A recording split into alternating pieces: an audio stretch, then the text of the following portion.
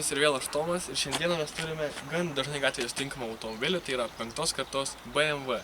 Šis būtent modelis turi 3 litrų variklį, 4 varomus ratus ir ši sistema vadinasi X-Drive. Todėl judame toliau ir jums viską parodysiu išsamiau. Ir iškart pamatome pirmą dalyką, tai yra lempos. Lempos yra žiauriai gražios, grėsmingos tokios, agresyvios.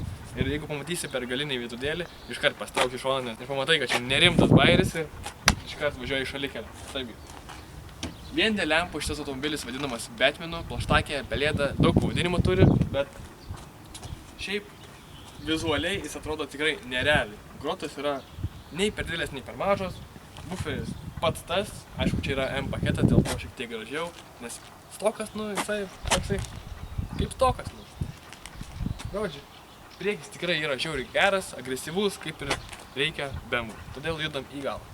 Priėjome prie galo. Galas iš tikro nėra toks gražus. Sedano šiek tiek gražesnis, bet universalo nepasakyčiau, kad jis yra labai išvaizdus ir palyginus su priekiu, tai čia visiškas nulis, nes lempos gan paprastos.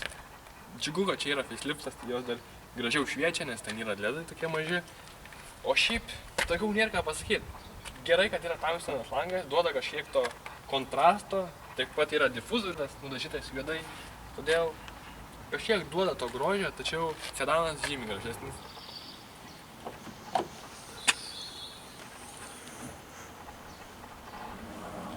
Gal variklis nefilmuoja? Žiauriai puiku.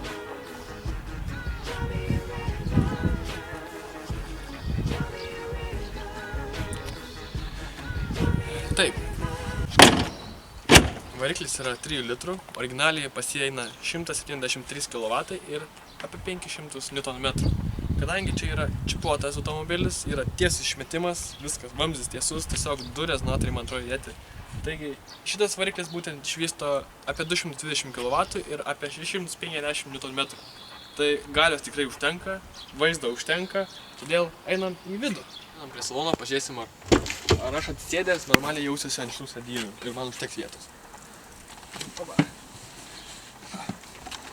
Šiaip atsisėdus jaučiuosi labai gerai. Rekaro salonas spaudžia šonas, tas yra labai gerai, nes ant posūkio neišvirsi. Vietos pakankamai.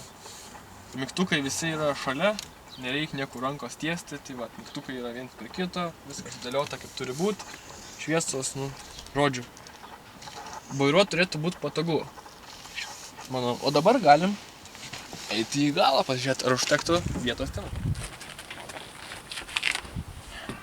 Atsėdus yra lengva, nėra žema mašina, tas yra gerai. Ir vietos yra per akis. Dar keliai net nesiremia, nežinau kaip čia reiks įdėti, kad keliai remtus, nebent esi 2 metro. Rankai pasidėti viskas yra, irgi patogu. Sakau, plastmasės yra nepigios, gali paimti, tikrai nenuluš. Jo, tai vidus yra tikrai geras. Taigi, pliusai šito automobilio būtų tokie, kad galios pilnai užtenka, 173 kW originaliai, tai per akis tokiam automobiliui. Vietos viduje yra irgi tikrai daug, nesiremia niekur keliai, viskas yra patogiai išdėliota. Tačiau, pavyzdžiui, kalbant apie X-Drive sistemą, 4 varomą, su šito automobiliu nelabai tu išnaudosi to, nevažiuoji vis tiek ten per tokius šunkelius ir panašiai. Tai realiai tai yra tik blogiau, nes tau reikia daugiau tvarkyti. Pavyzdžiui, toks dalykas yra razdacija, kuri paskirto galią į priekinius ir galinius ratus. Tai jinai gan dažnai sugenda, o jos kaina yra tikrai didelė. Taip pat yra granata. Jeigu nori pasikeist granatą, reikia keisti visų pusvašių. Todėl irgi suma yra gan nemaža. Taigi dabar sėdame į automobilį ir pažiūrėsim, per kiek sekundžių jis įsibėgėja nuo 0 iki 100. 3, 2, 1, 0. 40, 6, 8, 100.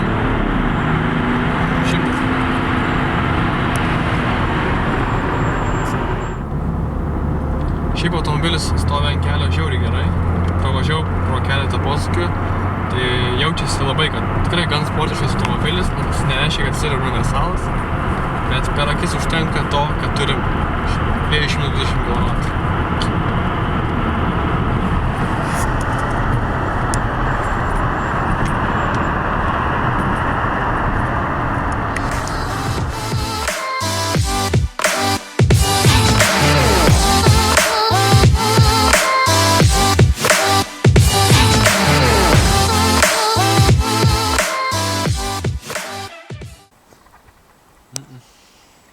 animatronik filmuojam variklio.